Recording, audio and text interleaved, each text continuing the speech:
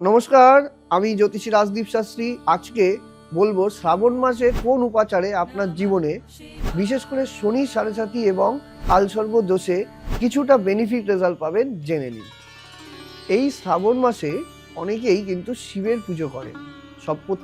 প্রত্যেকেই কিন্তু চায় নিজের জীবনে আর্থিক এবং গ্রহগত সমস্যাগুলো ঠিক হোক। বিশেষ করে দেখা যায় যাদের কালসর্প দোষ রয়েছে এবং শনি সাড়ে রয়েছে। এই সময় কি করবেন? ভগবান শিবের কালো রঙের যদি কোনো বাড়িতে শিবলিঙ্গ থাকে বা কোনো মন্দিরে থাকেন, সেখানে সর্ষের তেল দিয়ে শিবের অভিষেক করান। তাতে কিন্তু আপনার জীবনে বিশাল উপকার হবে। এবং আরেকটা কথা আমি বলে রাখি, যদি পারেন কোনো ভগবান শিবের চরণে বিশেষ করে আকন্দ গাছের শেকড় দিয়ে সেটা রেখে দিন এবং ওং নমঃ শিবায় মৃত্যুঞ্জয় মহাদেবায় নমঃ এই মন্ত্র উচ্চারণ করে সেই অভিমন্ত্রিত করে সেই শেকড় নিজে ধারণ করুন। তাতে কিন্তু ভালো রেজাল্ট পাবেন, জেনে নিন।